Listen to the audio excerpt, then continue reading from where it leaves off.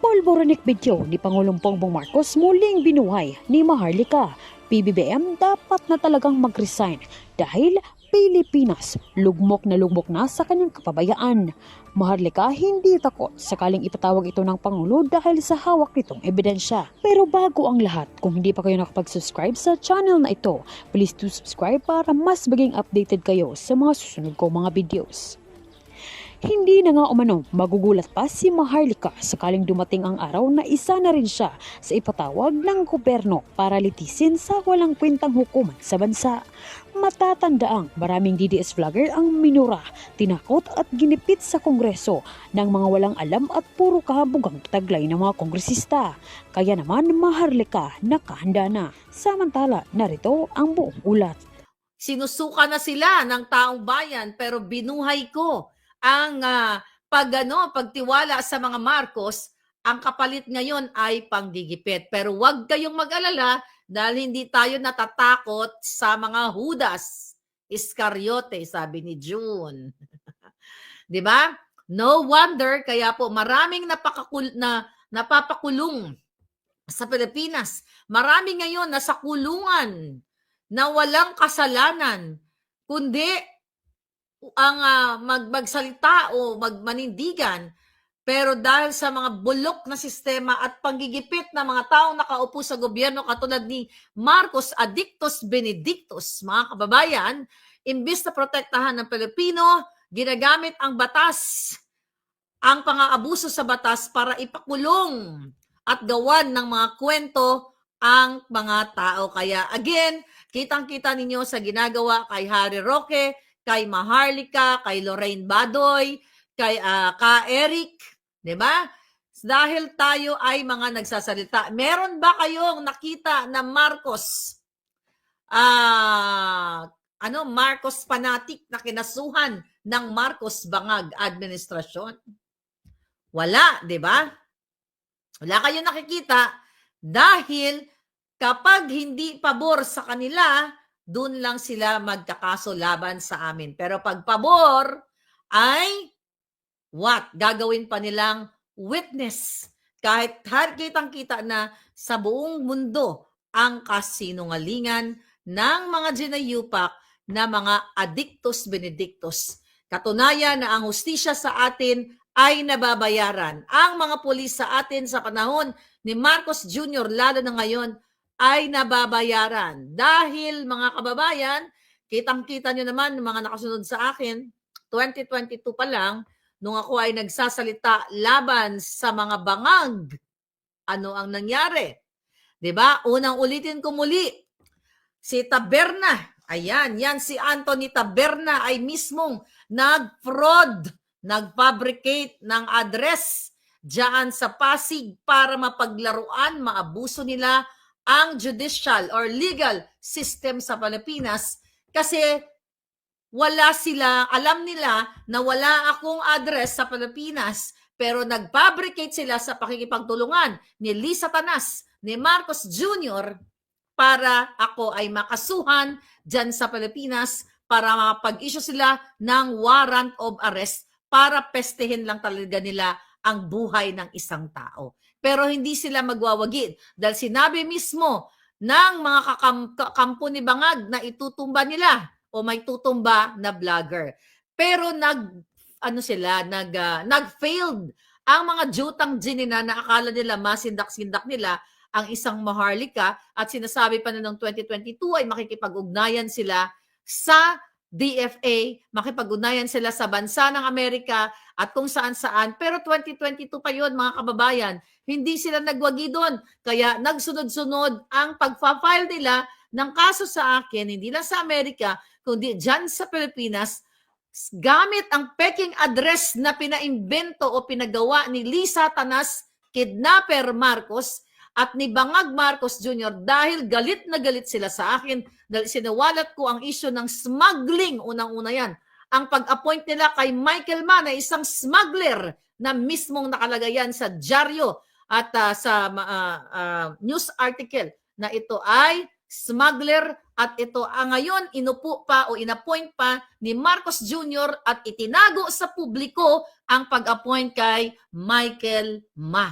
Alam na alam nyo yan, mga kababayan.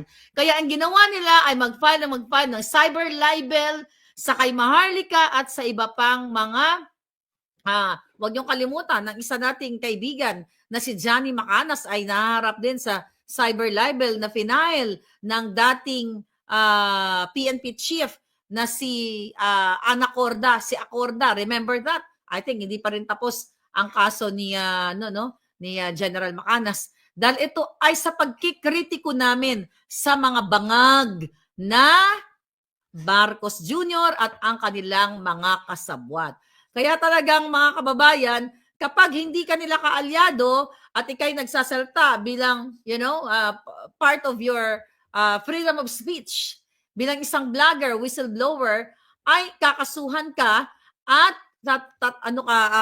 sasabihin ikaw ay naninira ng gobyerno at sinisira mo si Marcos Jr. Bakit ko sisirain si Marcos Jr.? Di ba bakit mo sirain ang sirang-sira na sa mundo na magnanakaw ang buwaka ng inang yan at addictos benedictos? Unang-una, hindi si Maharlika ang nagsabing addict, si Bangag. Di ba? Marami ng tao katulad ni Coseteng, Pangulong Duterte, ang nagsabing bangag at yun ay pinatunayan ng testimonya ni Cathy Binag na hindi lang si Bangag, kundi si Lisa Tanas ay nag-abot sa kanya ng polboron. Kasama din si Anton Lagdameo.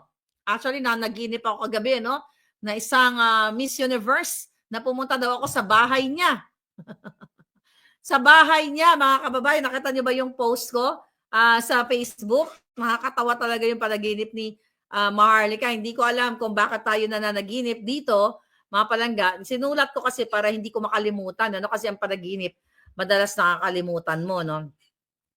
So, nanaginip nga ako. Alright? Ano ang sabi natin sa ating panaginip? Okay? Basahin natin. Kasi dapat ay dokumentado ang mga panaginip. Napumunta daw ako sa bahay ng dating Miss Universe. My goodness, mga palangga. At pinagkape niya daw ako at habang nagkukwentuhan kami, inabot niya sa akin ang blue folder at sinabi sa akin ni Miss Universe, ilabas mo sa publiko yung mga picture na nagbabangag si Bangag Marcos. Yan ang pinaka-ingat-ingatan ng asawa ko na tatapos sa mga kasinungalingan ni Bangag Marcos na hindi siya nagpupulburon. Sabi pa ni Miss Universe, Maharlika, yung ibang video nakuha sa 46C, puntahan mo sa kondo ni Anton, nakatago sa baul. Tapos sinunod ko raw ang sinabi ni Miss Universe at nang nasa kondo na ako, binuksan ko ang baul pero mga maligno na sumisingot ng pulbura na nakita ko. Kunyeta, at ako'y biglang nagising. Kaya nga, may mga nagko-comment talagang ano nga ba ang kinalaman ni first Miss Universe dito sa mga panaginip? Tanungin natin siya. I-follow nyo na lang yung ating Facebook, sa Boljakan. Si GD, sabi ni David. Alright. Okay. Ano sabi? Garen Mejares, how are you? Alright. Ayan. So mga kababayan, ang nakakaloka dito, pati sa panaginip natin, ay pumapasok ang mga sangkot, di ba? Maaring sangkot sa mga pagkabangag ni Marcos Jr. Kaya nga itong si Miss Universe, dapat kung talagang may alam siya, lumabas na siya at sabihin niya sa taong bayan kung anong kinalaman niya o baka may mga video siyang nakatago na sumisinghot si Bangag. Pero actually, hindi naman na kailangan pang kung tutuusin, kung naninindigan ng mga pulis, mga sundalo na para ipagtanggol ang bayan, hindi naman na kailangan pang maglabas pa ng video dahil kitang-kita naman kahit ano pang mga kasinungalingan ang pinapalaganap ni Santiago ng NBI, ni Remulla, nakitang-kita nyo na sinungaling dyan sa Senado, mga kababayan, halatang-halata na ipinoprotektahan nila ang pagiging bangag ni Marcos Jr. Sa kabila ng kanilang pagkaso-kaso ng inciting to sedition against me, ako, magsasalita lang ako para sa sarili ko kasi si Harry Roque, isang abogado yan at kaya niyang ipagtanggol ang kanyang sarili pero obviously kaya siya kinasuhan dyan kinasuhan kami. Kakasuhan daw kami ng DOJ nila. I don't know kung na-file na ba nila. yung inciting to sedition against kay Harry, against sa akin, at yung pag-forge na ng document. Tignan natin kung hanggang saan sila makarating. Ilang araw na ba yun? Saan nila i-deliver yung kaso? So, saan nila isusumon? Saan sila magpapadala ng kanilang reklamo? So, definitely, maggagawa na naman sila ng peking address para kay Maharlika. At challenge yan sa kanila. Paano nila ngayon ilulusot yan? 'Di ba? Kung makikipag-ugnayan kunwari sila, which is kayabangan lang yan. Kaputahan lang yan ng mga bangag. Paninindak yan sa mga Pilipino, sa mga vloggers lalo na huwag kayong mag-share, huwag kayong magsalita, matakot kayo kasi itong isang Maharlika na ito ay kinasuhan na kahit siya ay nasa Amerika. Alam nyo mga palangga, kahit sinong tao, kahit ang homeless sa Amerika, na kunyari ang pangalan ay John Doe, ay pwedeng kasuhan ng mga bangag sa Pilipinas. Gusto ko lang ipaunawa sa inyo, kahit araw-araw ng buhay ng mga bangag, dahil wala silang magawa, ay kasuhan ako, Monday, Tuesday hanggang Sunday, ay kasuhan ako ng kaso, ay hindi po yan sila pinipigilan. Dahil kaya nilang mag-fabricate ng kwento. Kaya nilang mag-fabricate pati ng address. Ngayon, ang question ko sa inyo, yan ba yung kaso-kaso na pananakot sa akin ng inciting to sedition? Yan ba ay uusad dito sa bansa kung saan ang aking pamilya, ang aking buhay ay nandito na? Tignan natin, ating mga palangga. Okay, comment. Para lang kayo lumiwanag ang inyong kaisipan at tumalino kayo, kahit mag-google kayo dyan, mag-aral kayo ng batas, may mga abogado dito.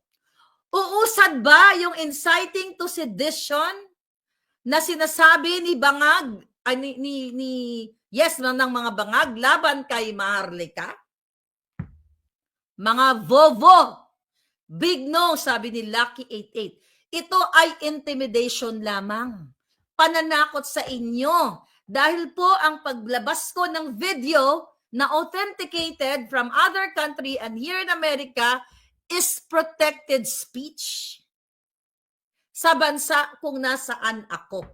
Definitely, sa Pilipinas, kahit tama ka, mali ka pa rin kung sa bangag kang gobyerno napapaloob. Baka nga gurgurin ka pa. Kasi ang gusto talaga nila ay takutin kayo. Okay? Tatakutin kayo ng bonggang-bongga para hindi na kayo mag-share at magsalita ng laban sa mga bangag. Alright? So definitely kung nasa Pilipinas ako, 2022 pa lang, baka nagmagkasunod na kami ni Percy Lapid na pinatay o ginurgur nila. Pero itong inciting to sedition na binabanggit nila, matakot na, Maharlika, patong-patong ang kaso. Talaga naman patong-patong ang kaso na ginawa ng Marcos administration ng mga buwaka ng inang yan sa akin gamit ang fabricated address. And that is a challenge dapat sa isang gobyerno kung matino. Kung tutuusin, hindi nila sila pwedeng mag-file ng case laban sa akin sa cyber libel na yan. Unang-una po, okay? Ang aking address, mga kababayan, ay hindi doon sa Pasig. Dahil, excuse me. Okay? Mga kababayan, nagatin na natin to, mukhang importante. Alright? Okay. Okay, no to, I mean yes. So, ibig sabihin mga kababayan, patong-patong talaga ang fabricated case, fabricated crime na ginawa ng Marcos Jr. na ito, ng Marcos Bangag ni Lisa Tanas kidnapper. Dahil alam na alam ni Marcos, ni Lisa Tanas lahat na ang aking domicile o aking permanenteng trabaho, permanenteng tirahan ay nandito sa Pilipinas. Pero ang tanong sa inyo, matatakot sa Pilipinas, sa Amerika. Okay, tama. Ay nandito sa Amerika. So ang gusto ko lang ipahiwa pala alam sa iyo sa mga bobo na mga Maharlika, lagot ka, ganyan-ganyan. Sinabi na mismo ni Santiago Gunggong ng jutang gininang judge na walang alam kundi panggigipit yung buwaka ng inang yan, sa araw na ito isinusumpa kitang kunin ka na ng lupa ng mga maligno. Kulay ka ng mga maligno. Alam nyo, ang ginawa nila talagang fabricated, paninindak, pananakot, at sila dapat ang managot. Okay? Kasi kung nasa Pilipinas ako, ginorgor na talaga ako at dinukot na nila ako. Yan din po ang gusto nilang gawin kay distressed mother. Okay? Kay distressed mother, kay Sheena, nung pinabricate nila yung crime, pinapauwi nila yan para ikulong, para gurgurin, dahil si distressed mother, si Sheena, na nakasama ko sa dahig, di ba, ay isiniwalat na ang pagkidnap sa kanyang anak ay sangkot kumbaga, ang nagmastermind si Lisa Tanas, si Teddy Boy Locsin Jr., ang asawa niyang si Louis Barcelon, yung Hi Louis, 'di ba? Ang DFA lahat nagfabricate ng kanyang crime. So definitely si distressed mother ngayon ay nagkaroon ng asylum visa. Tingnan niyo. Lahat ng mga kritiko, lahat ng may alam sa pagdanakaw, sa korupsyon, sa kidnapping ng bangag na Marcos Jr. ay nag-asylum visa sa iba't ibang bahagi ng bansa. 'Di ba? Ngayon, mga kababayan, ang mga gunggong, gusto ko kaming pauwiin ni Harry Roque, gusto akong pauwiin. Alam niyo bang ibig sabihin ng pauwiin? Ibig sabihin pauwiin ka kung saan ka nakatira. Okay? Bakit ako pauuwiin? Wala po akong bahay sa Pilipinas. Wala akong pag-aari kahit isang single na paso. Wala. Bakit ako pauwi ng mga bangag? So simple lang yan, para ako ay gurgurin. Dahil galit na galit si Marcos Jr., si Lisa Tanas na addictus benedictus na nasasangkot din sa pulboronic issue dito sa California na kung saan ang kanilang isa sa entourage nila ay nagurgur dahil allegedly sa pagsisinghot nila ng pulboron, and that's still under investigation. Nakita niyo yung pattern? Ngayon, mga kababayan, pauwiin si Maharlika para gurgurin. Pero ang Pangulong Duterte ay ipinagkanulo sa ibang bayan para doon parusahan dahil nga natatakot ang mga bangag. Kasi pag nasa Pilipinas ay hindi sila uubra kay Pangulong Duterte dahil nga ito ay abogado. Hindi nila ito basta-basta mapakulong unless na kanila talagang puwersahang ipagurgor. Siyempre, ang dami namang nagmamahal kay Pangulong Duterte, mga dating sundalo na nagpoprotekta sa kanya at mayroon din siyang kakayahan bilang dating politiko, mayor, di ba? At presidente, kayang lumaban ni Pangulong Duterte. Eh si Maharlika, ano ang laban ko kapag nasa Pilipinas ako? Meron ba ako mga sundalong brusko? Wala. Okay? So, ibig sabihin, kaya gusto akong dukutin ng mga hayop na yan dahil sinabi na rin mismo ni Santiago Julul na gagawa sila ng paraan, i-hunt daw nila ako kahit saan man ako at pababalikin sa Pilipinas. Nakita ninyo ang larawan ng pang-aabuso at pagiging kidnapper nila? Wala po silang jurisdiction sa akin. Dahil unang-una, okay, katulad ng binabato nyo kay Kitty Duterte na siya ay Amerikana, di ba? Which is ipinanganak siya dito sa Amerika dahil talaga naman dito siya ipinanganak. Ang nanay niya ay nurse din na bonggang-bongga. Alangan naman buntis si Miss Sanilet, kailangan umuwi ako sa Pilipinas para doon ko ipanganak yung anak ko. Di ba? May mga ganun silang drama. Yan ang mga sinisira nila pambabato nila kay Kitty. Pero mga tanga lang naman ang nagbabato niyan. It's the same thing with me. Pero si Kitty is a natural born. Ako is a naturalized.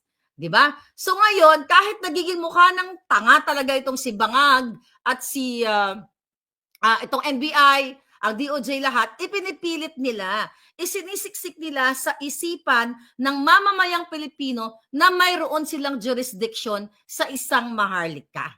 Ulitin ko po ang pagpapalabas ng video na nagsisinghot si Bangag. So, misinghot ng white powdery substance o pulburon ay hindi po inciting to sedition kung ito ay authenticated. Magiging inciting lamang yan kung yun ay fabricated or AI na katulad ng kiniklaim ng mga bangag. Pero hindi po yan AI, hindi din yan manipulated katulad ng sinasabi nila. Kaya nga ang challenge dito kay Bangag, Bakit ang kaso niya ay inciting to sedition?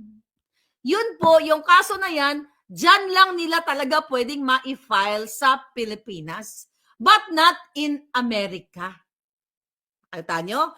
Ang pwede lang i-file ni Bangag, which is I am waiting for that, ang defamation case na sasabihin ito ay kasinungalingan, itong video na ito ay hindi totoo. Yan lang po ang pwede nilang i-file dito sa Amerika, katulad ng 4 na case na final nila sa akin. 1 case dismissed, yung isa. Yun lang ang pwede nilang i-file dito sa Amerika, and I am waiting for that. Sa mga media, dapat yan ang ilagay nyo sa mga ano ninyo, sa mga balitan. Kaso nagiging bobo na kayong lahat. O may natira lang konti. Wala ba kayong mga utak? Dapat yan ang ini-educate nyo ang na nakikinig sa inyo bilang isang tagapamahayag, 'di ba? Bilang isang journalist, kayo ay tagapaghatid ng balita, 'di ba? Taga-educate ng mga mamamayang mga bangag dito, pero hindi niyo ini-educate. Sabi niyo, inciting to sedition. Maharlika, nahaharap sa inciting to sedition. Again, kahit 100, 1 million, 1 billion, 1 trillion, inciting to sedition case ay pwede pong gawin ng bangag na gobyerno laban kay Maharlika at sa marami pang iba. Pero ang tanong, yan po ba ay pwede nilang gawin dito sa Amerika, ang inciting to sedition? Definitely 1 trillion, trillion times na hindi pwede yang kaputahan, kajotahan ang kanilang mga